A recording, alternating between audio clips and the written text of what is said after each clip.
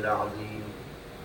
أعوذ بالله من الشيطان اللعين الرجيم. بسم الله الرحمن الرحيم.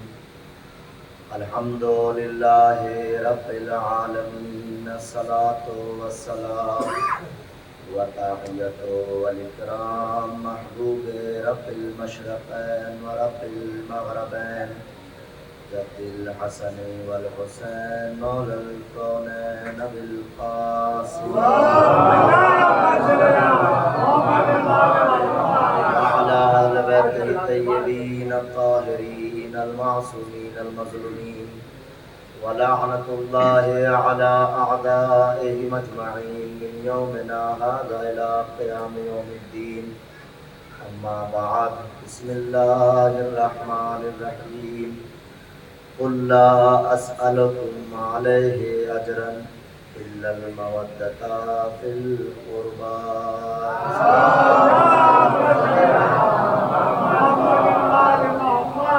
عزیزان محترم، قدر بزرگان عزیز، عزاداران مظلوم کربلا، عشرہ مجالس کی یہ میری آخری مجلس، پانچویں مجلس ہے، جس کو میں اپنے اعتبار سے اور اپنے ٹوٹے پھوٹے الفاظ میں آپ کی خدمت میں بیان کرنے کی کوشش کروں گا. با اعتبار رسم وہی آیت آپ کی خدمت میں نے تلاوت فرمائی جس کے سلسلے سے آپ مسلسل بیان کو سماعت فرما کے چلے آ رہے ہیں.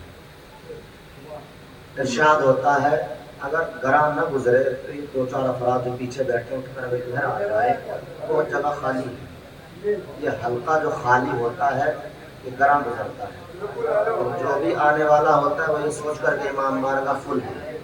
قل کہہ دو لا اسألکم علیہ اجرا، میں تم سے اجر رسالت کے بارے میں کوئی سوال نہیں کرتا، الا مگر کرتا ہوں المودۃ فی القربى، کہ تم میرے قرابت داروں سے مودت کریں. یہ اللہ نے اپنے حبیب پر آیت نازل کی. اس کی شان نزول، اس آیت کی شان نزول کہ کیوں نازل کی، کس وجہ سے نازل کی، یہ میں پہلی مجلس میں ہی بیان کر چکا ہوں. جو سامعین نہیں ہیں، بہرحال نہیں تھے، ان کی خدمت میں چونکہ اختتامیہ بیان ہے، بڑی توجہ چاہتا ہوں. دوبارہ میں اسی بیان کو ریپیٹ کر رہا ہوں 2 منٹ کے لیے، کہ جب پیغمبر اسلام نے تبلیغ اسلام کو شروع کیا تو ان کی تبلیغ میں جو پریشانیاں اور دشواریاں پیغمبر کو لاحق ہوئیں، تو اس وقت کے کلمہ پڑھنے والے افراد پیغمبر اسلام کی خدمت میں 700 درہم یا 800 درہم لے کر پیغمبر کی خدمت میں آئے اور آ کر ارشاد فرمایا کہ ہم آپ کو اجر رسالت کے سلسلے سے کچھ ادا تو نہیں کر سکتے ہیں، آپ نے بہت زحمات اٹھائی ہیں، بہت مشکلات اٹھائی ہیں، ہم ان زحمتوں کے بدلے میں اور ان مشکلات کے بدلے میں آپ کی خدمت میں یہ 700 درہم یا 800 درہم دینا چاہتے ہیں. آپ ان کو قبول فرمائیں تاکہ ہم اپنی ذمہ داری سے ادا ہو جائے. تو اب پیغمبر نے دیکھیے یہ وہ افراد تھے جو محمد کے صدقے میں مسلمان ہوئے تھے، یہ وہ افراد تھے جو پیغمبر کا کلمہ پڑھنے والے تھے. شاید یہ جانتے نہیں تھے کہ یہ جس کو ہم یہ اجرت دے رہے ہیں یہ کوئی معمولی شخص نہیں ہے، یہ مظہر غنی عن العالمین ہے. یہ مظہر غنی عن العالمین ہے. پھر ایک جملہ کہہ دو، یہ وہ نبی ہے جو چٹائی پر بیٹھ کر اشارہ انگشت سے کائنات کو چلانے والا ہے. یہ 700 درہم یا 800 درہم لے کر آئے تھے اور کہا اس کو قبول فرما لیجئے. پیغمبر اسلام نے ارشاد فرمایا کہ یہ میرے شایان شان نہیں ہے کہ میں تم منگتوں سے کچھ مانگوں. یہ میرے شایان شان نہیں ہے، لیکن ہاں چونکہ جو اللہ کا حکم ہوگا میں وہی تمہیں سنا دوں گا. تو فوراً یہ آیت نازل ہوئی کہ قل لا اسألکم علیہ اجرن الا المودۃ فی القربا۔ اب یہ بھی بیان کر چکا ہوں کہ اس قربا سے مراد کون افراد ہیں۔ ان میں پیغمبر اسلام سے جب معلوم کیا گیا تو پیغمبر اسلام نے ارشاد فرمایا کہ علی والفاطمہ وابناہما، علی ہے، فاطمہ ہے اور ان کے دونوں بیٹے ہیں۔ تقریر کل جہاں سے چھوڑی تھی وہیں سے تقریر کا آغاز کرتا ہوں، بڑی توجہ چاہتا ہوں، اور تمہیدی جملے کچھ چیزیں ہیں تمہیدی طور پر تو میں آپ کی خدمت میں عرض کرنا چاہتا ہوں، بڑی توجہ چاہتا ہوں۔ ایک ڈھیلی ڈھالی سے صلوات پڑھیں محمد والے۔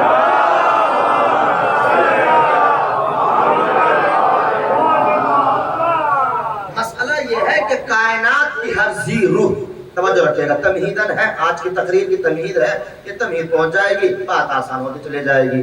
کائنات کی ہر ذی روح، ہر شے اللہ سے مانگتی ہے اور اللہ ہی سے طلب کرتی ہے، ہر ذی روح اللہ سے مانگتی ہے۔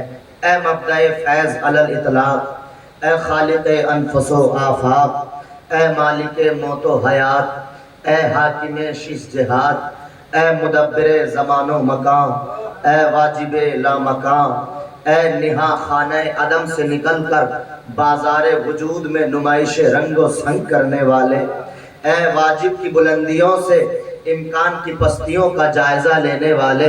اسی لیے کہا جاتا ہے کہ اردو پڑھیں، اردو سب سے شیرین زبان ہے۔ بہت سے پڑھنے والے افراد جو ہندی میں پڑھتے ہیں ان کا تلفظ بھی صحیح نہیں ہوتا ہے۔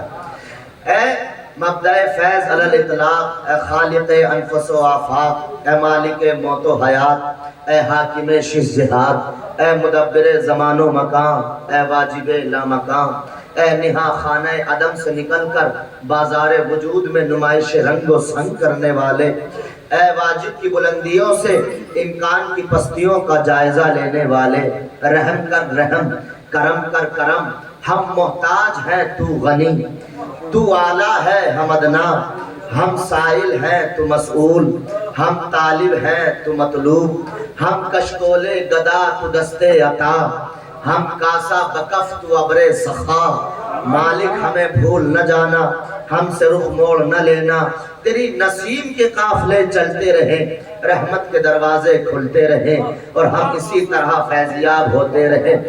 جس نے اس کا جلوہ جہاں دیکھا اس سے مانگا، کسی نے اس کا جلوہ شمس میں دیکھا تو اس سے مانگا، کسی نے اس کا جلوہ شمس میں دیکھا اس سے مانگا، کسی نے اس کا جلوہ قمر میں دیکھا تو اس سے مانگا، کسی نے اس کا جلوہ نجوم میں دیکھا تو اس سے مانگا، کسی نے اس کا جلوہ جہاں دیکھا اس سے مانگا، کسی نے اس کا جلوہ گنگا کے جل میں دیکھا تو اس سے مانگا، کسی نے اس کا جلوہ زرد رنگ کی گائے میں دیکھا تو اس سے مانگا۔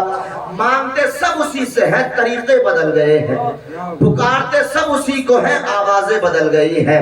کسی نے پیدا ہوتے ہی پکارا، کسی نے 40 سال کے بعد پکارا۔ عزیزان محترم، پکارتے سب آرام سے پڑھ جاتا ہوں تو آپ خاموش رہ جاتے ہیں کہ شاید بات میں وزن نہیں ہے۔ عزیزان محترم، کسی نے پیدا ہوتے ہی پکارا، اس لیے زیادہ چیخنا کوئی معیار نہیں ہے، بات اچھی ہو آرام سے پہنچ جائے وہ معیار ہے۔ کسی نے پیدا ہوتے ہی پکارا، کسی نے 40 سال کے بعد پکارا۔ اب یہ 40 سال کے بعد پکارنے والا کون تھا؟ جو آپ سمجھ رہے ہیں وہ میں نہیں پڑھ رہا ہوں، اور جو میں بیان کرنا چاہتا ہوں وہاں تک آپ پہنچ نہیں رہے ہیں۔ یہ 40 سال کے بعد پکارنے والا کوئی معمولی انسان نہیں تھا، یہ وہ تھا جو اعلان کر رہا تھا انا ربکم الاعلی، میں رب اعلیٰ ہوں۔ فرعون تو جب فرعون ربوبیت کا اعلان کر رہا تھا، کہہ رہا تھا کہ انا ربکم الاعلی، میں رب اعلیٰ ہوں، میں سب سے بڑا پالنہار ہوں، میں سب سے بڑا پروردگار ہوں، تو کیا اللہ کے اختیار میں نہیں تھا کہ اسی وقت عذاب نازل کرتا، صفحہ ہستی سے اس کو ختم کر دیتا؟ مگر اللہ نے کہا نہ۔ دیکھو جس زبان، بڑا پیارا جملہ ہے اگر پہنچ جائے، جس زبان سے ہم نے اپنے حق کا انکار سنا ہے اسی زبان سے ہم پکار بھی سنیں گے۔ جس زبان سے ہم نے اپنے حق کا انکار سنا ہے اسی زبان سے ہم پکار بھی سنیں گے۔ اور جب یہی فرعون موسیٰ کا تعاقب کرتے ہوئے موسیٰ کا پیچھا کرتے ہوئے دریائے نیل کے سینٹر میں پہنچا، درمیان میں پہنچا، تو جو دریائے نیل کی موجیں دیواریں بن کر کھڑی ہوئی تھی آپس میں گلے ملنے لگی۔ آپس میں گلے ملنے لگی۔ ایک جملہ کہہ دو خطابت کا یہاں پر روک کر، بچہ بھی بول جائے گا عزیزان محترم، کم سے کم ہمیں دریائے نیل کی دیواروں سے، موجوں سے اتنا سبق لے لینا چاہیے کہ جب کبھی مشترکہ دشمن سے لڑنا ہو تو بچھڑے ہوئے گلے مل جاؤ۔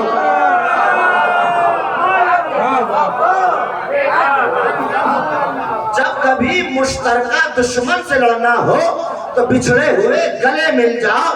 کم سے کم دریائے نیل کی موجوں سے اتنا سبق لے لینا چاہیے، مجلس حسین اختلاف کا نام نہیں ہے، مجلس حسین اتحاد کا نام ہے۔ مجلس حسین تفرقے کا نام نہیں ہے، مجلس حسین اتحاد کا نام ہے۔ جو اتحاد کے لیے بپا کر رہا ہے اسی کی قبول ہے، جو اختلاف کے لیے کر رہا ہے نہ کل قبول ہوگی نہ آج قبول ہوگی۔ درود پڑھے محمد و آل محمد۔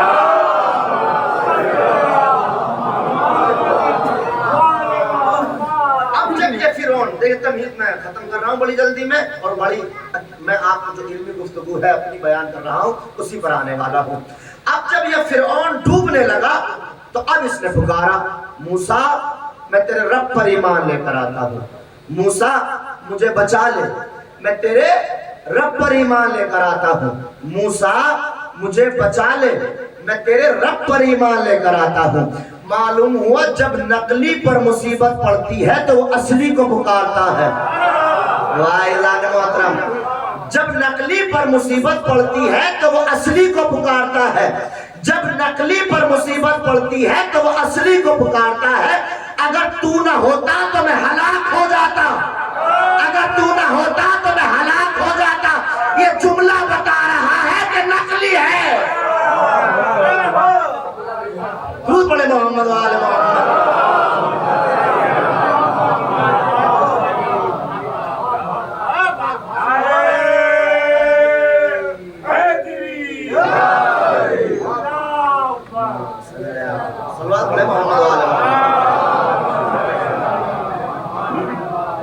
اب جب معلوم ہوا جب نقلی پر مصیبت پڑتی ہے تو وہ اصلی کو پکارتا ہے۔ توجہ، دور حاضر کا ایک جملہ کہہ دوں اور تقریر کا آغاز کر دوں۔ عزیزان محترم، دنیا میں ہمارے پڑوسی ملک میں کچھ لوگوں کو منوانے کے لیے اسمبلی میں بل لایا جا رہا ہے۔ معلوم ہے کہ نہیں؟ دور حاضر کی نیوز دیکھتے ہیں۔ کچھ لوگوں کو منوانے کے لیے اسمبلی میں بل پاس کیا جا رہا ہے۔ دیکھیے، ہمارا اللہ کا لاکھ لاکھ شکر ہے کہ ہم نے ایسے اماموں کو مانا ہے کہ جن کو منوانے کے لیے بل پاس کرانے کی ضرورت نہیں ہے۔ واہ محترم، دور حاضر پر تقریر کا آغاز ہے۔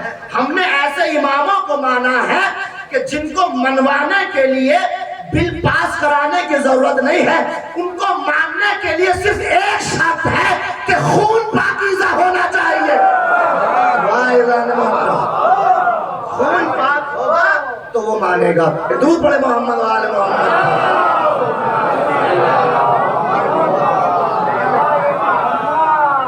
فَإِذَا فَرَغْتَ فَانْصَبْ، کل یہی بیان چھوڑا تھا نا، فَإِذَا فَرَغْتَ فَانْصَبْ وَإِلَىٰ رَبِّكَ فَارْغَب۔ میرے حبیب، جب آپ تبلیغ رسالت سے فارغ ہو جائیں، دیکھیں فاں پہ گفتگو کی تھی تو کیا ہے؟ فَانْصَبْ، فوراً آپ نصب کریں، فوراً نصب کریں۔ نصب کرنے کا معنی جانتے ہیں؟ معین کرنا، گاڑنا، کسی کو معین کرنا۔ نصب کرے فوراً، جیسے ہی آپ تبلیغ رسالت سے فارغ ہوں تو آپ نصب کریں۔ وَإِلَىٰ رَبِّكَ فَارْغَب، تو اور آپ فوراً نصب کرنے کے بعد اپنے رب کی طرف پلٹ آئیں۔ تو آپ بتائیے، پلٹ کر جانے سے پہلے اللہ کے نبی نے کس کو نصب کیا؟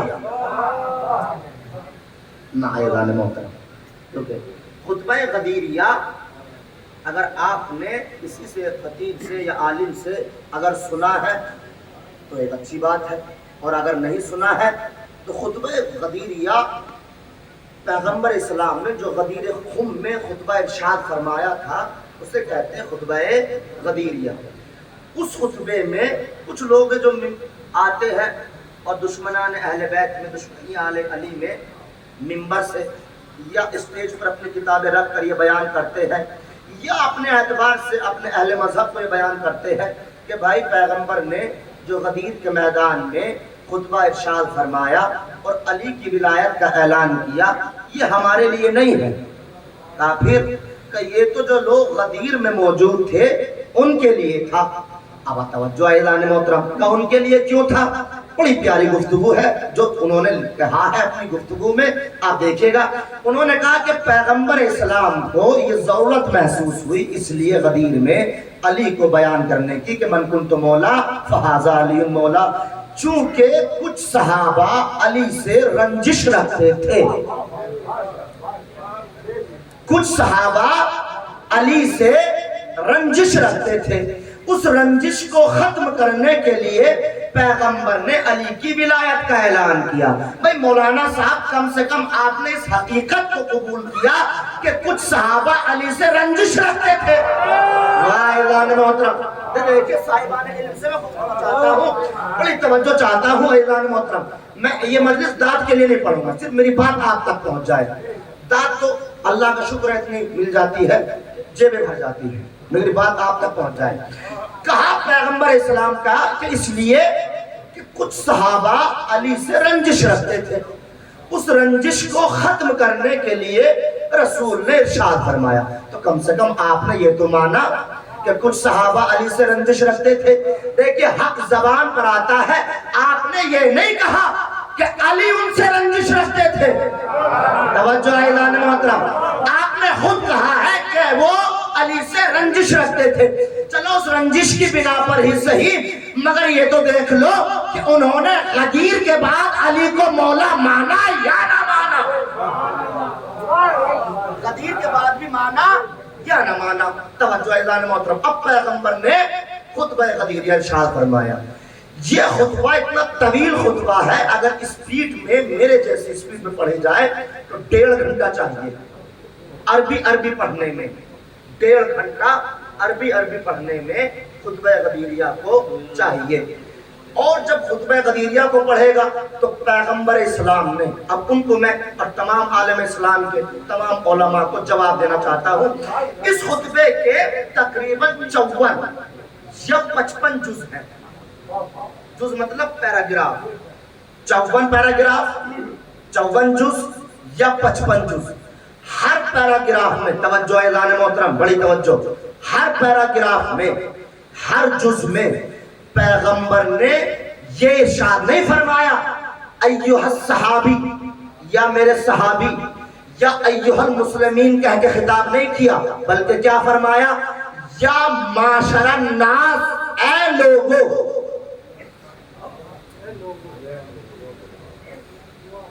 دیکھیں کبھی کبھی شک ہوتا ہے کہ واقعا میں کسی گاؤں میں پڑھ رہا ہوں کہ ہر چیز کی تشریح کرنی پڑتی ہے۔ درود پڑھے محمد و آل محمد۔ پیغمبر نے یہ ارشاد نہیں فرمایا کہ اے اصحابی، اے میرے اصحاب، یا یہ نہیں کہا یا ایھا المسلمین، اے مسلمانوں۔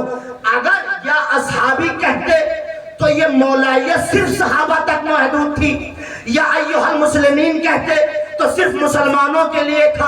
اچھا یہ بتائیے اللہ صرف مسلمانوں کا اللہ ہے؟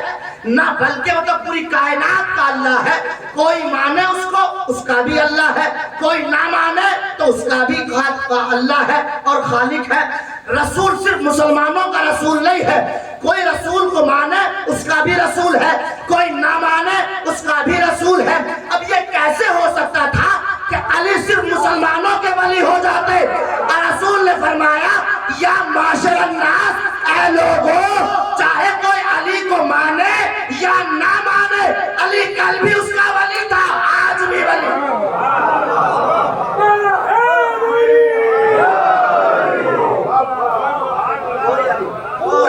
ہر پیراگراف کو جہاں سے شروع کیا اللہ کے نبی یا معاشر الناس، اے لوگو، یا اصحابی نہیں کہا، یا ایھا المسلمین نہیں کہا، کیا فرمایا؟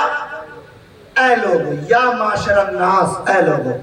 اب میں اسی خطبے کا ایک جز اٹھاتا ہوں۔ دیکھیے آپ پیراگراف میں پڑھیں گے تو پہلے پیراگراف میں توحید کا پیغام دیا، توحید کو منوایا، دوسرے پیراگراف میں قرآن کو منوایا، فضیلت قرآن بیان کی، تیسرے پیراگراف میں پیغمبر نے اپنے رسالت کے اعتبار سے بیان کیا، چوتھے پیراگراف میں پیغمبر نے ارشاد فرمایا انی تارک فیکم الثقلین، میں تمہارے درمیان دو چیزیں چھوڑ کر جا رہا ہوں۔ یہ کہہ کر خاموش ہو گئے۔ اب جب خاموش ہوئے تو غدیر کے میدان میں، باقی اب روایات کو چھوڑ دیجئے، غدیر کے میدان سے ایک صاحب اٹھے اور اٹھنے کے بعد کہتے ہیں اللہ کے نبی یہ ثقلین جو ہم وزن ہے یہ کون ہے؟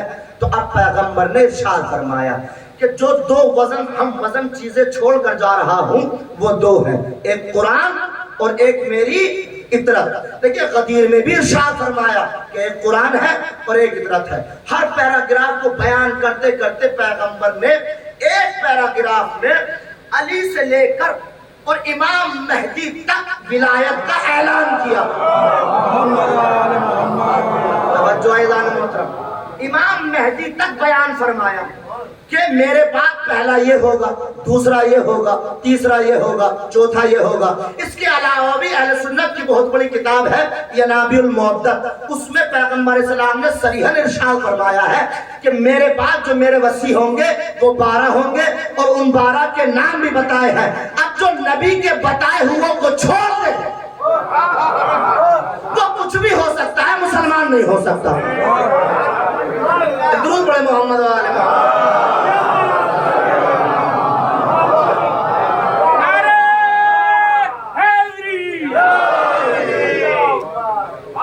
ایک اور درود پڑھے محمد و آل محمد۔ اب میں خطبہ غدیریہ کا وہ حصہ پڑھنا چاہتا ہوں جہاں پیغمبر اسلام نے ولایت علی کا اقرار دیا۔ توجہ، بڑی توجہ۔ ارشاد فرمایا الستم تشہدون ان لا الہ الا اللہ وحدہ ورسولہ، اور دوسری کتاب میں ہے طبری نے جو بیان کیا ہے الستم تشہدون ان لا الہ الا اللہ ومحمدا عبدہ ورسولہ، کیا تم یہ گواہی دیتے ہو، مانتے ہو کہ اللہ ایک ہے، اس کے علاوہ کوئی اللہ نہیں ہے؟ سب نے کہا ہاں ہم گواہی دیتے ہیں۔ اور پھر ارشاد فرمایا اور میں محمد اللہ کا رسول ہوں، یہ بھی مانتے ہو؟ پیغمبر نے منوایا۔ اور پھر ارشاد فرمایا وَأَنَّ الْجَنَّةَ حَقٌّ وَأَنَّ النَّارَ حَقٌّ وَأَنَّ السَّاعَةَ آتَيْتَ لَا رَيْبَ فِيهَا حَقٌّ وَيَبْعَثُ مَنْ فِي الْقُبُورِ حَقٌّ۔ اب سمجھے یہ کہاں سے جملے ہیں، کہاں کے جملے ہیں؟ اگر آپ کو ان جملوں کے بارے میں علم نہیں ہے کہ یہ کب پڑھے جاتے ہیں، کس وقت پڑھے جاتے ہیں، ہر شیعہ کو ان جملوں کے بارے میں معلوم ہوتا ہے۔ اگر کبھی نہ سنے تو دو جگہ پر، ایک ایسی جگہ ہے جہاں پر دو مقام پر یہ سنتا ہے۔ کہاں پر؟ جب قبر کے اندر تلقین کی صورت میں۔ اگر کوئی آپ سے یہ معلوم کرے کہ تلقین کہاں سے آئی ہے تو اس سے کہنا جہاں سے علی آیا ہے وہیں سے تلقین آئی۔ اب پیغمبر اسلام نے ارشاد فرمایا کہ تم گواہی دیتے ہو اللہ ایک ہے اور محمد اللہ کا رسول ہے؟ تو بے شک گواہی دیتے ہیں کہ ان الجنت حق، کیا تم گواہی دیتے ہو کہ جنت حق ہے؟ سب نے کہا جنت حق ہے۔ کیا تم گواہی دیتے ہو کہ النار حق، نار حق ہے؟ توجہ اعلان محترم۔ اور کیا تم گواہی دیتے ہو کہ جب قبر سے دوبارہ اٹھایا جائے گا وہ بھی حق ہے؟ تو ہاں ہم گواہی دیتے ہیں۔ یہ اللہ کا نبی تمام چیزوں کو، یہ ایک جملہ کہہ دوں آپ کی خدمت میں، کتنا پیارا جملہ ہے، یہ غیب کو کیوں منوا رہے ہیں؟ یہ غیب کو حق کیوں منوا رہے ہیں؟ غیب منوا رہے ہیں کہ نہیں منوا رہے ہیں؟ لو میں پھر روک دیتا ہوں بات کو اور آسان کر دیتا ہوں۔ درود پڑھے محمد والے محمد۔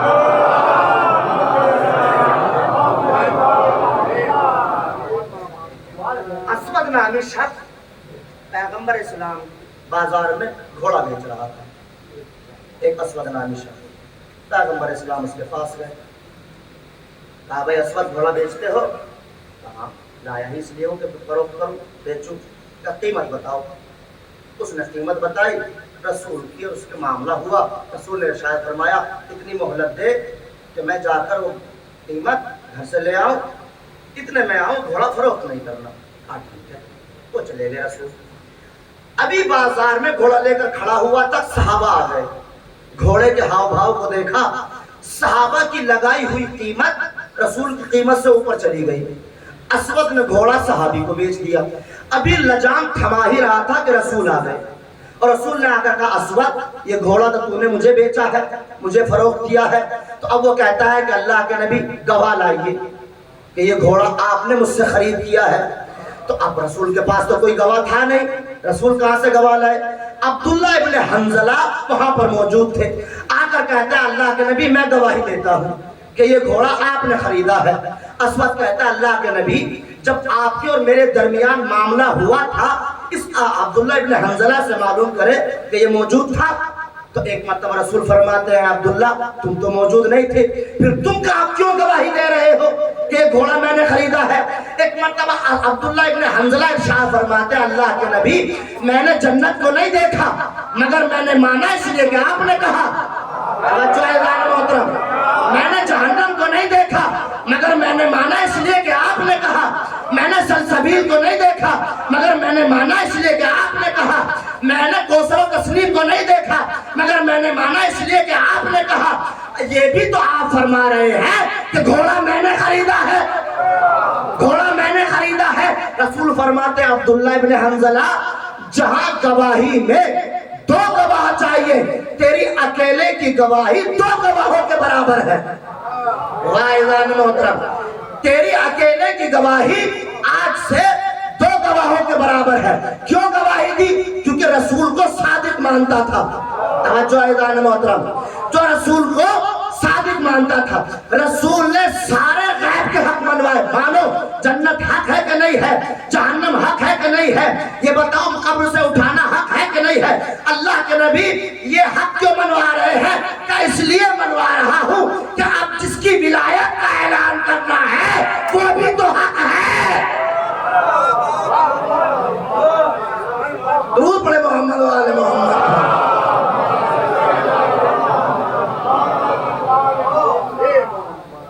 जिसकी विलायत को अब मनवा रहा हूं वो भी तो हक है।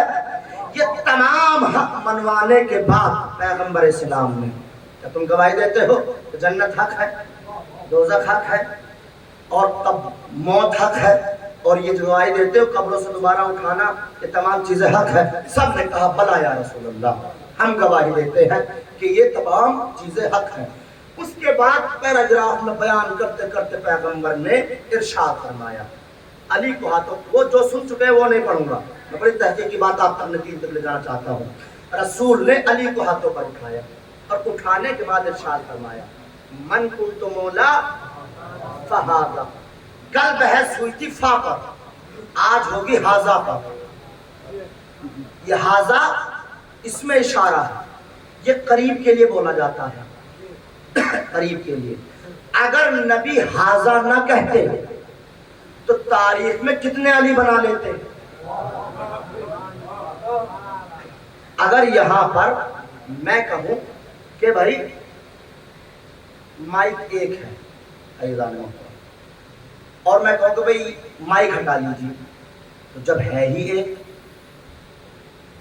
जब ये है ही एक तो अब हटाया इसी को जाएगा। जब दो होंगे तब कहूं कि भाई इस माइक को हटा लीजिए, ये को, तो हाजा दो के मुकाबले पे बोला जाता है। जब दो हो तब कहा जाता है हाजा। मगर नबी अकेले अली पर हाजा इस्तेमाल कर रहे हैं, तवज्जो नहीं फरमाए जान मोहतरम। अकेले अली पर हाजा का लफ्ज इस्तेमाल करके बताया कि ये अली है, ना इसके बाद जितने भी अली होंगे ना वो मौला होंगे, सिर्फ ये अली होगा। वाह जान मोहतरम, तू पढ़े मोहम्मद वाले मोहम्मद।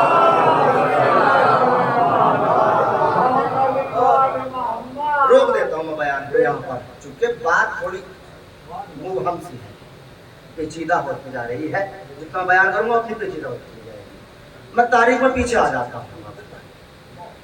बाज़ मर्तबा तकरीर का पहलू बदलना पड़ता है बात को समझाने के लिए। पैगंबर इस्लाम हजरत मोहम्मद मुस्तफ़ा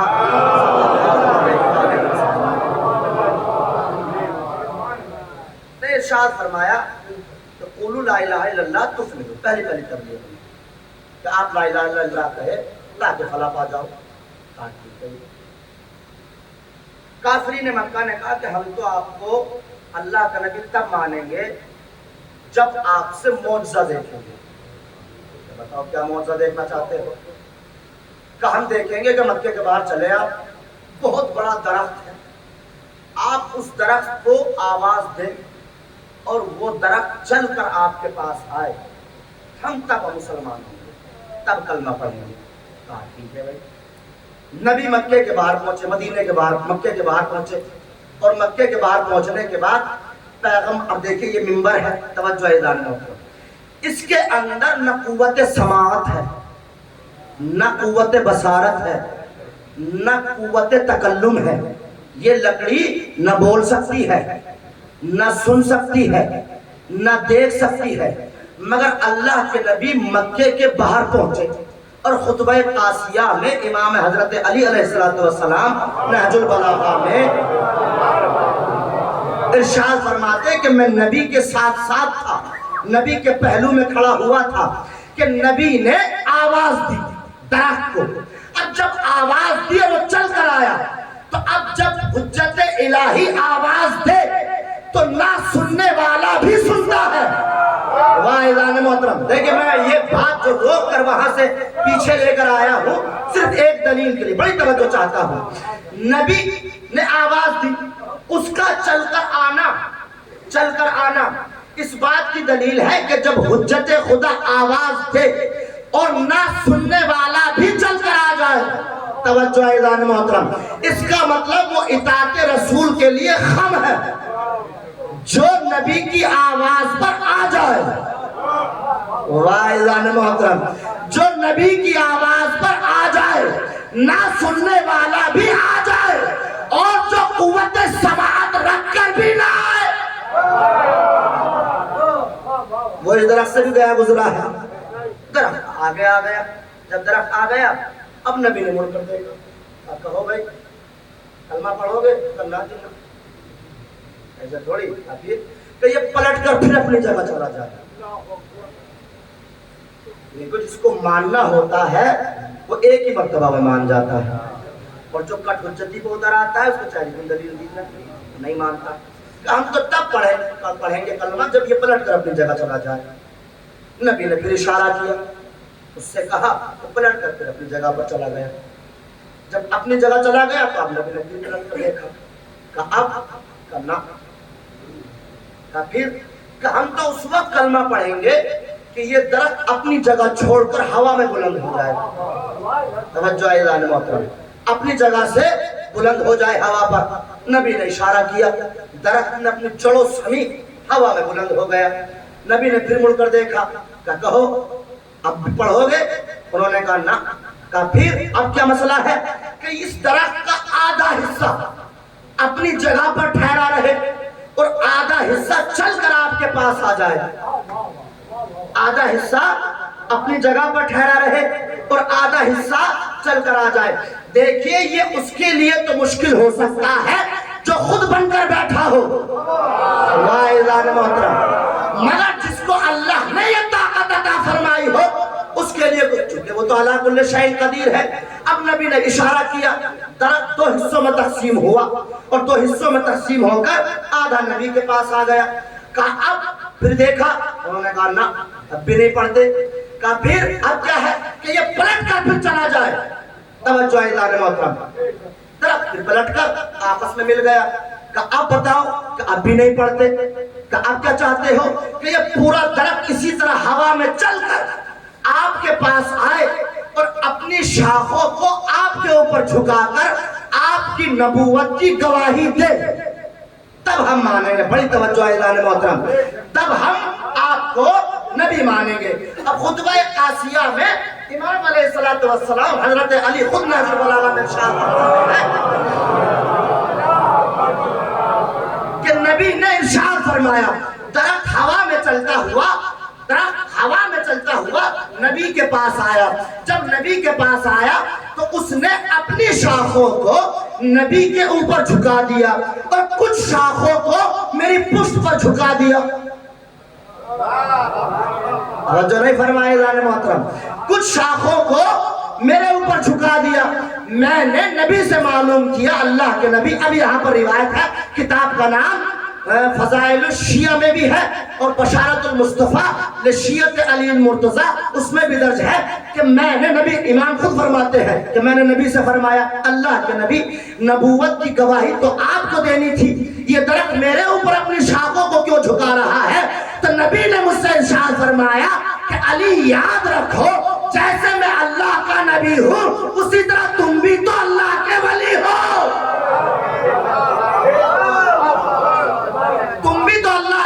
ہو. یہ درخت کا شاخوں کو جھکانا اس بات کی دلیل ہے کہ خود ساختوں کو ماننا اور بات ہے, اللہ کے بنائے ہوئے کو ماننا اور بات ہے. درود پڑھے محمد و آل محمد.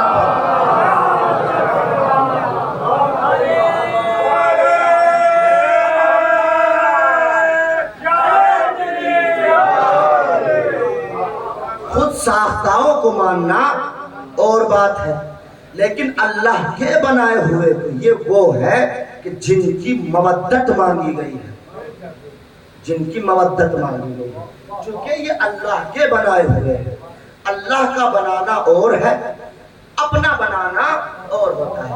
اب آ جائیے اعلان محترم, بڑی توجہ, تقریر پہلو بدل رہی ہے اپنا, چونکہ آخری مجلس ہے اور پہلو بدل کر تقریر کا میں آپ کو ایک ایسی منزل تک لے کر چلوں جہاں پر آپ کو یہ محسوس ہو کہ واقعاً ہم نے ایسے اماموں کو مانا. توجہ ہے, علی کے مقابلے پر جو بھی آیا وہ باطل, امام حسن کے مقابلے پر جو بھی آیا وہ باطل. یا وہ جملہ ہی ارشاد فرما دوں جو جناب زینب نے دربار شام میں ارشاد فرمایا تھا, بات آسان ہو جائے گی. جب اہل بیت اطہار ہاتھوں میں ہتھکڑیاں پیروں میں, بس ایک ہی جملہ ہے اپنے بیان کی طرف پلٹوں میں, بیٹھے ہوئے تھے ہاتھوں میں ہتھکڑیاں پیروں میں بیڑیاں, تو شاہ بادشاہ تھا, اس نے معلوم کہ یزید کے کون ہے, جو بیویاں ہیں, خواتین ہیں, یہ مظلوم افراد کون ہیں. تو یزید نے جملہ کہا, کہتا ہے کہ تم نہیں جانتے اور معلوم کر کے تمہیں کیا ملے گا.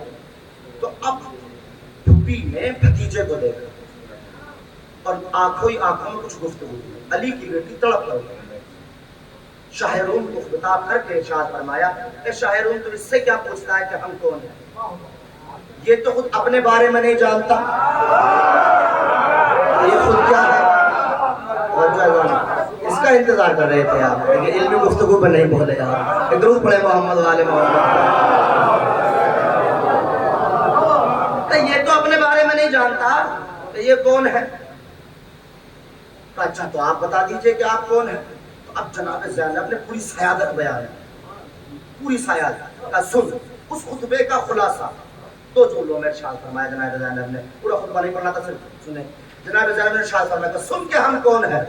کہا جدی سید الانبیاء, ابی سید الاوصیاء, امی سیدۃ النساء العالمین, ابی سید شباب اہل الجنہ. سن میرے جد, میرے نانا نبیوں کے سردار, میرے بابا وصیوں کے سردار, میری ماں تمام عورتوں کی سردار, میرا بھائی جوانان جنت کا سردار. اور یہ بھی سن کہ اس کا دادا میرے بابا سے, میرے نانا سے لڑا, اور اس کا باپ میرے بابا سے لڑا, اس کا باپ میرے بھائی حسن سے لڑا, اور یہ میرے بھائی حسین کو کربلا میں قتل کر کے آیا ہے. اور یہ بھی سن کہ نہ تو اس کا دادا میرے نانا کا کچھ بگاڑ سکا, نہ اس کا باپ میرے بابا علی کا کچھ بگاڑ سکا, نہ اس کا باپ میرے بھائی حسن کا کچھ بگاڑ سکا, نہ یہ میرے بھائی حسین کا کچھ بگاڑ سکا. بس اتنا ہوا کہ اس نے میرے بھائی کو کربلا میں قتل کر کے اس کی دنیا کو چھین لیا, اور میرے بھائی نے شہادت پا کر اس کی آخرت کو چھین لیا. اس کی آخرت کو چھین لیا. आइज़ान मोहतरम, इसी दरबार में सुन ले आइज़ान मोहतरम, जब जनाब से सज्जाद ने खुतबा दिया, फिर कभी जिंदगी ले आए तशरीहन इस खुतबे को बयान किया जाएगा। हालांकि मेरा मौजू था, मगर पढ़ना चाहता था शहादत के शब्द में, मगर मेरा मौजू दूसरा था, इस वजह से मैंने उसको छोड़ दिया। जब इमाम सज्जाद ने खुतबा दिया तो कत्ल का हुक्म सादिर कर दिया, कत्ल कर दो। इमाम तड़प कर 5 इमाम खड़े हुए, खड़े होकर क्या कहते हैं, यजीद मैं तुझसे ये नहीं कहता कि मेरे बाप मूसा उसके मुकाबले पर खड़ा हुआ, ये फिरौन मूसा का कत्ल क्यों नहीं कर सका? फिरौन मूसा का कत्ल क्यों नहीं कर सका? अब इस सवाल का जवाब यजीद क्या, यजीद का बाप भी नहीं जानता था, यजीद के बाप को भी इल्म नहीं था। कहता है ला आलम, मैं नहीं जानता। तो अब 5 इमाम शाह फरमाते वलाकिन आलम, लेकिन मैं जानता हूँ क्यों नहीं कत्ल कर सका। फिर बताइए क्यों नहीं कत्ल कर सका? इमाम फरमाते कि इसलिए कत्ल नहीं कर सका चूंकि फिरौन वलदे हराम नहीं था। तवज्जो नहीं फरमाए जाने मोहतरम, देखिए आप सो रहे हैं मुझे मालूम है। इसलिए कि फिरौन वलदे हराम नहीं था। क्यों? कि इसलिए कि मासूम का कत्ल वही कर सकता है जो वलदे हराम हो, जो वलदे हराम हो। अब ये समझ ले मेरा बाप मासूम है, चाहे तो छोड़ दे चाहे कत्ल कर दे। फौरन यजीद कहता है सज्जाद को छोड़ दो। तवज्जो है जाने मोहतरम, सज्जाद को छोड़ दो। फौरन 5 इमाम फरमाते, देखिए कितना, एक तीर से 2 शिकार किए इमाम ने। इमाम फरमाते हैं यजीद जिसे करबला में कत्ल करके आया है वो भी मासूम था। आए आए जाने मोहतरम, जिसे करबला में कत्ल करके आया है वो भी मासूम था। अब अगर अपना शजरा बचा सकता है तो बचा कर दिखाओ। देखिए एक तीर से 2 शिकार किए, बाप को भी बचा लिया और उसको भी साबित कर दिया। जो बात मैं बयान करना चाहता हूँ, तवज्जो रखिएगा, बड़ी अहमियत है। जितने भी अफराद आज नमख़ार यजीद बैठकर यजीद की तरफदारी कर रहे हैं और वो ये कह रहे हैं कि भाई यजीद जो यजीद है, यजीद खुद यजीद थोड़ी बना, उसको तो अल्लाह ने यजीद बनाकर पैदा किया। मैंने पहले कहा था तकरीर का रुख बदलेगा, तवज्जो रखिएगा इज़ान मोहतरम, कि इसमें यजीद की गलती थोड़ी है। इज़ान मोहतरम देखिए ये भी याद रखिएगा, यजीद का कोई वजूद नहीं है, यजीद जहालत की तरह है। जिस तरह जहालत का कोई वजूद नहीं है, इसी तरीके से यजीद का भी कोई वजूद नहीं है। किसी बच्चे को, बाप को देखा है आपने अपने बच्चे को पकड़ कर ले जाए किसी स्कूल में कि मेरा बच्चा ये बहुत पढ़ लिया है, इसको आप जाहिल बना दीजिए? देखा है? वजूद सिर्फ इल्म का है, या यूं कहूं वजूद सिर्फ हुसैन का है। वाह मोहतरम, हुसैन कोई मामूली शय नहीं है। अली की तवज्जो इज़ान मोहतरम, अली की शमशीर सियासत का नाम है हुसैन। वाह इज़ान मोहतरम, अली की शमशीर सियासत का नाम है हुसैन। हसन के पंजे कुदरत का नाम है हुसैन। फातिमा के दरबार में पढ़े जाने वाले खुतबे की सदाकत है हुसैन। वाह इज़ान मोहतरम, दुरूद पढ़े मोहम्मद वाले मोहम्मद। कहा कि भाई यजीद अल्लाह ने उसको यजीद बनाकर पैदा किया, इसमें यजीद की क्या गलती है? तो अल्लाह ने उसको यजीद बनाया। तो इज़ान मोहतरम, अल्लाह का काम यजीद बनाना नहीं है। वाह इज़ान मोहतरम, यही जुमला बदल देता हूँ, अल्लाह का काम शैतान बनाना नहीं है। शैतान तो खुद शैतान बना, और शैतान कब शैतान बना? उस वक्त शैतान अल्लाह के सजदों का कब इनकार कर रहा था? अल्लाह को तो कह रहा था जितने सजदे करा ले, मगर तेरे बनाए हुए को सजदा ना करूंगा। तवज्जो, मुकद्दमा है करबला का, सुलह इमाम हसन मुकद्दमा है करबला का। आप कहेंगे मौलवी साहब कैसे? अक्सर शोहदा जो करबला में शहीद हुए, इनको तैयार किया इमाम हसन ने। जो सुलह इमाम हसन में शरीक थे, ये बातें आपको सुनने को नहीं मिलेंगी कहीं। वो इमाम हसन ने सबको तैयार किया। سب کو تیار کیا. اب ایک روایت سن لیجئے اور پھر میں حدیث پڑھ کر اور اپنے مسائل کی طرف چلا جاتا ہوں. بادشاہ شام نے اپنے غلام کو بلایا اور اپنے غلام کو بلا کر کہتا ہے کہ جاؤ بھائی کہیں سے اونٹ کی مینگنے لے کر. وہ اونٹ کی مینگنے لے کر اس کو بھائی اونٹ کی مینگنوں کی کیا ضرورت پڑ گئی. تو خیر بادشاہ کا حکم تھا, اس نے اونٹ کی مینگنوں کو لیا اور لینے کے بعد آ کر لے کر آ گیا. کہا اس کو پیک کر دیں. پیک کر دیا گیا. کہ لے جا کر علی کے بیٹے حسن کو دے دینا اور کہنا کہ بادشاہ شام نے آپ کے لیے تحفہ بھیجا ہے. اب غلام کہتا ہے کہ میں نے سوچا کہ اس سے زیادہ تیری اوقات بھی نہیں ہے,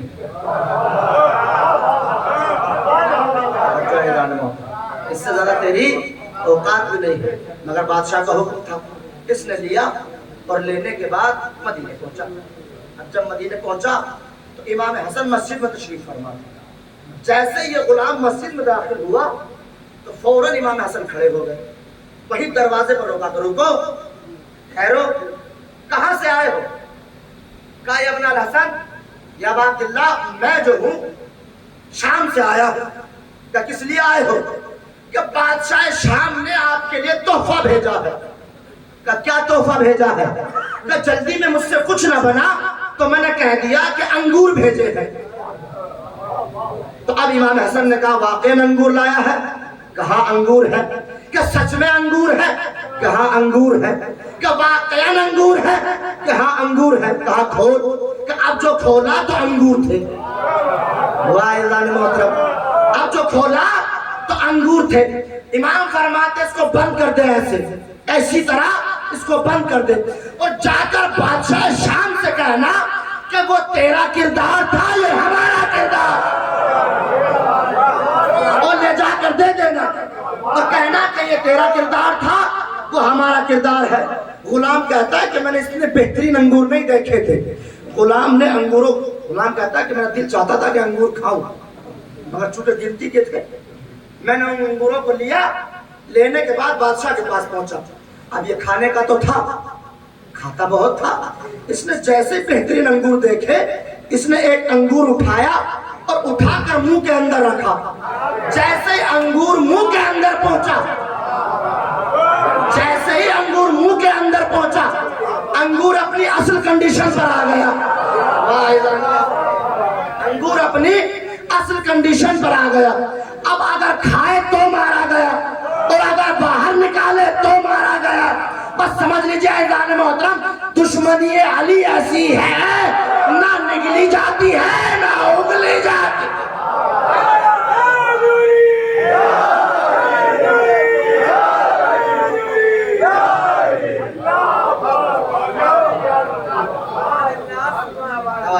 علی کو غدیر میں, دیکھیے ہم سے داد لینے کے لیے بہت راستے ہیں. علی نے غدیر میں, علی کو غدیر میں پیغمبر نے دلایا تھا اعلان. یہ اعلان صرف صحابہ کے لیے نہیں, یہ اعلان صرف اور صرف مسلمین کے لیے نہیں تھا, بلکہ ہر جز میں, ہر پیراگراف میں اللہ کے نبی نے یا معاشر الناس کہتے ہیں اے لوگو علی تمام انسانوں سے افضل ہے. حتیٰ کہ آدم سے لے کر 1,24,000 انبیاء تمام سے افضل ہے. ہماری کتاب نہیں ہے بلکہ کتاب ہے مولانا خضر حسین چشتی کی. اس میں جلد نمبر 1 صفحہ نمبر 484 سے 488 تک انہوں نے پیدر پر 7 احادیث نقل کی ہے. 7 احادیث نقل کی ہے. ان میں سے پہلی حدیث ہے کہ علی خیر البشر من ابا فکفر. علی کائنات کے ہر بشر سے افضل ہے, جس نے انکار کیا فقط کفر, اس نے کفر اختیار کیا. اور پھر ارشاد فرمایا علی خیر البشر من شکا فقط کفر. جس نے, علی ہر بشر سے افضل ہے, جس نے شک کیا فقط کفر, اس نے کفر اختیار کیا. پھر ارشاد فرماتے ہیں کہ علی خیر البشر, علی بشر ہے، یعنی ہر بشر سے افضل ہے۔ علی سے دشمنی وہی رکھے گا جو منافق ہوگا۔ اب جو حدیث میں نے امام حسین کے حوالے سے بیان کرنی ہے وہ دونوں حدیثوں کو میں ملا کر بیان کر رہا ہوں، بڑی توجہ۔ اور آخری روایت ہے پیغمبر اسلام حضرت محمد مصطفیٰ صلی اللہ علیہ وسلم ارشاد فرماتے ہیں کہ یاد رکھو کہ اگر تم میرے بات دیکھو کہ دین میں رکھنا پڑے تو یہ میرا حسین جو ہے دیکھ لینا، یہ حسین دین کی بقا کا ضامن ہے۔ یہ ایک پرچم بلند کرے گا، جو اس کے پرچم کے نیچے ہوگا وہی حق پر ہوگا۔ جو یہی کتاب ہے، اس کی جلد نمبر 2 خضر حسین چشتی یہ درس فرمات کرتے ہیں کہ پیغمبر اسلام نے ارشاد فرمایا کہ میرا حسین ایک پرچم بلند کرے گا، جو اس پرچم کے نیچے ہوگا وہی حق پر ہوگا۔ پھر سن لے اللہ نے محترم، جو حسین کے پرچم کے نیچے ہوگا وہی حق پر ہوگا۔ اب اگر کائنات میں دیکھنا ہو کہ حق پر کون ہے تو صرف یہ دیکھ لو کہ حسینی کون ہے۔ وائزان محترم، اس لیے معین الدین چشتی نے کہا ہے کہ شاہ است حسین، آپ کی خاموشی پر بولنا پڑتا ہے، شاہ است حسین، بادشاہ است حسین، دین است حسین، دی پناہ است حسین۔ معین الدین چشتی کیا کہتا ہے؟ حسین شاہ ہے، حسین بادشاہ ہے، حسین دین ہے، حسین دین کی پناہ ہے۔ حالانکہ حسین کا واقعہ ہے 1400 سال پرانا۔ معین الدین چشتی کو کہنا چاہیے تھا حسین شاہ تھا، حسین بادشاہ تھا، حسین دین تھا، مگر میں کہوں معین الدین چشتی یہ تھا کیوں نہیں کہا، یہ ہے کیوں کہہ رہے ہو؟ کہ پگلے بتا رہا ہوں دنیا کو کہ جو حسینی ہے وہی دین پر ہے۔ جو حسینی ہے وہی دین پر ہے، جو حسینی نہیں ہے وہ دین پر نہیں ہے۔ یہ معین الدین چشتی کا شاہ است حسین بادشاہ، یہ کہا حسین دین ہے، قیامت تک حسین دین ہے، حسین بادشاہ ہے۔ اللہ اکبر۔ ہمارے معیار نفرت اور حسین کے معیار نفرت میں فرق ہے۔ ہم یزید سے نفرت کرتے ہیں اس لیے کہ اس نے آل رسول کو قتل کیا، مگر حسین کا معیار نفرت دوسرا ہے۔ ہمارے معیار نفرت میں اور حسین کے معیار نفرت میں فرق ہے۔ ہم صرف یہ کہتے ہیں کہ آل رسول کو قتل کیا، اس لیے ہم لامقام کرتے ہیں، مگر حسین اس لیے نفرت کرتے تھے کہ اس نے حلال محمدی کو حرام کر دیا تھا، حرام محمدی کو حلال کر دیا تھا۔ تاریخ خلفاء اہل سنت کے بہت بڑے عالم ہیں، تاریخ خلفاء ان کی کتاب ہے علامہ سیوطی کی، اس میں درج ہے۔ یہی عبداللہ ابن حنظلہ ارشاد فرماتے ہیں کہ یزید اتنا بدبخت تھا کہ اپنی ماں کے ساتھ، اپنی بہن کے ساتھ، اپنی پھوپھی کے ساتھ نکاح کی آڑ میں زنا کیا کرتا تھا۔ بلکہ ہماری کتاب الخرائج والجرائح میں اس قدر روایات ہیں کہ ایک دن میدان میں بیٹھی ہوئی اس کی پھوپھی بھی اس کو گالیاں دے رہی تھی۔ تو جس نے دین کے اندر اتنا فساد برپا کر دیا تھا، ہر حسینی کی ذمہ داری ہے کہ معاشرے میں ہر وہ انسان، بس آخری جملہ ہے، معاشرے کے اندر ہر وہ انسان جو یزیدی کاموں کو ترویج دے، ہر حسینی کی یہ ذمہ داری ہے کہ معاشرے کے اندر ہر وہ انسان جو یزیدی کاموں کی ترویج کرے اس کے خلاف حسینی کی طرح کھڑا ہو جائے۔ یہ حسین کا پیغام ہے، یہی تو پیغام ہے۔ اگر آپ کسی بدگوئی پر، کسی شرابی کے مقابلے پر، معاشرے میں شراب پینے والا، جوا کھیلنے والا، کہ بھائی یہ کرتا ہے کرتا رہے، ہم تو نہیں کرتے، نہ، حسین کا شعار تھا کہ آپ کھلم کھلا کہیں کہ یہ شرابی ہے، آپ کھلم کھلا کہیں یہ جوا ہے، اس کے خلاف کریں۔ معاشرے میں برائیاں تبھی پیدا ہوتی ہیں جب آپ خاموش ہو جاتے ہیں، حق بات بلند کریں، آپ تب حسین کہلائیں گے۔ امام حسین علیہ السلام نے قربانی پیش کی صرف اس لیے کہ حق کو حق اور باطل کو باطل کہا جائے۔ یہ آل رسول وہ ہیں جو اللہ کے برگزیدہ ہیں، جن کو اللہ نے برگزیدہ بنوایا ہے۔ وہ زینب جس کے کھلے سر کو کبھی سورج نے نہ دیکھا، وہ زینب جس کی آواز کو کسی نامحرم نے نہ سنا، اس زینب کو بلوائے عام میں لایا گیا، اس زینب کو بلوائے عام میں لایا گیا۔ اب آپ پوچھے آل رسول پر کیا گزری ہوگی؟ اتنی مصیبت کی گھڑی ہے آل رسول کے لیے کہ وہ زینب، تاریخ یہ بتاتی ہے، خصائص زینبیہ میں ہے کہ جب مدینے میں جناب زینب نکلتی تھی تو بنی ہاشم کے سارے جوان آگے اور پیچھے رہا کرتے تھے۔ جناب عباس 100 قدم 200 قدم 300 قدم آگے آگے چلتے تھے، ہر آنے والے کو کہا کرتے تھے کہ راستہ بدل دو، علی کی بیٹی آ رہی ہے۔ اللہ اکبر۔ مگر آپ سوچیں کہ یہی زینب ابن زیاد کے دربار میں کھڑی ہوئی ہے، بے مخنہ و چادر، ابن زیاد کا دربار، حسین کا سر تشت میں رکھا ہوا ہے۔ ابن زیاد نشے کے عالم میں بار بار شراب پیتا ہے اور حسین کے لبوں پر چھڑی کو مار کر کہتا ہے کاش کوئی علی کا چاہنے والا میرے دربار میں آج موجود ہوتا، علی کی بیٹیوں کو بے پردہ دیکھتا، چیختا چلاتا، میری خوشی بڑھ جاتی۔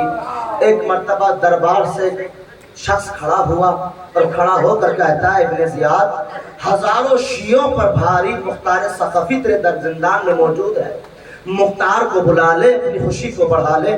ایک مرتبہ مختار کو لایا گیا، مختار کو کچھ پتا نہیں تھا کہ کربلا میں کیا ہو گیا ہے، ہاتھوں میں ہتھکڑیاں ہیں، پیروں میں بیڑیاں ہیں۔ ایک مرتبہ ابن زیاد کے سامنے آ کر مختار کھڑے ہو گئے۔ ایک مرتبہ ابن زیاد کہتا ہے مختار تم نے امیر کو سلام نہیں کیا۔ ایک مرتبہ مختار کہتے ہیں میرا امیر کل بھی علی تھا اور حسین تھا اور میرا امیر آج بھی علی اور حسین ہے۔ کہا مختار مانگو آج جو مانگتے ہو، آج میں بہت خوش ہوں۔ مختار ایک جملہ کہتے ہیں ابن زیاد میں تجھ سے رہائی نہیں مانگتا، مگر میں نے زندان میں اڑتی اڑتی خبر سنی ہے کہ آج کل میرا مولا کربلا میں آیا ہوا ہے، مجھے اتنی مہلت دے دے میں کربلا جا کر حسین کی زیارت کر آؤں۔ ابن زیاد کہتا ہے مختار کربلا جانا چاہتے ہو یا حسین کی زیارت کرنا چاہتے ہو؟ اگر میں اسی جگہ پر حسین کی زیارت کرا دوں۔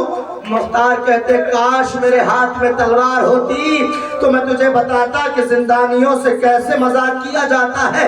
اتنا کہنا تھا، ابن زیاد نے رومال کو ہٹایا، دیکھا تشت میں ایک کٹا ہوا سر رکھا ہوا ہے جس کے چہرے پر گرد آلود ہے، ریش مبارک خون سے آلود ہے۔ ایک مرتبہ مختار نے ہاتھوں کو ہتھکڑیوں کو سنبھالا اور سنبھال کر کہتے ہیں ابن زیاد بڑا مظلوم سر ہے یہ، اس کے ہونٹوں کو دیکھ کر ایسا لگ رہا ہے کہ وقت ذبح ارے اس کو پانی نہیں ملا۔ اجرکم اللہ، خدا کسی غم میں نہ رلائے سوائے غم سید الشہداء کے کہ وقت ذبح اس کو پانی نہیں ملا۔ مختار نے اپنی زنجیروں کو سنبھالا اور زنجیروں کو سنبھالنے کے بعد سر کے پاس پہنچے، جا کر کہتے ہیں السلام علیکہ، اے میرے بھائی تجھ پر میرا سلام ہو، اے کشتہ راہ خدا، اے السلام علیکہ ابن سبیل اللہ، اے کشتہ راہ خدا تجھ پر میرا سلام ہو۔ اور پھر ایک سوال کیا من انتا، اے میرے بھائی تو کون ہے؟ ایک مرتبہ کٹے ہوئے سر سے آواز آئی، لب ہلنے لگے، اے مختار نہ پہچانا، ارے مدینہ ہوتا دوش رسول ہوتی، زلف رسول ہاتھوں میں ہوتی، اے مختار انا حسین غریب، اے مختار میں حسین غریب ہوں۔ بس اتنا سننا تھا، مختار نے تلوار کو نکالا، چاہا کہ ابن زیاد پر حملہ کرے، پیچھے سے کسی نے دامن پکڑ کر کہا اے چچا جنگ نہ کرنا، اے چچا جنگ نہ کرنا۔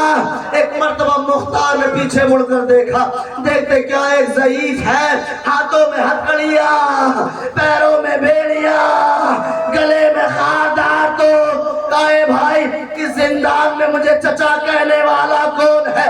کہے چچا انا سید سجاد، اے چچا ہمارا گھر لوٹ لیا گیا۔ مختار نہیں کی۔ اے سجاد کیا ہوا؟ کہا چچا میرا چچا عباس مارا گیا، اکبر مارا گیا، قاسم مارا گیا۔ اے چچا میں اکیلا نہیں آیا، حاضر زینب، حاضر ام کلثوم۔ اے چچا ہمیں دیار بدیار پھرایا۔ اللہ اللہ اللہ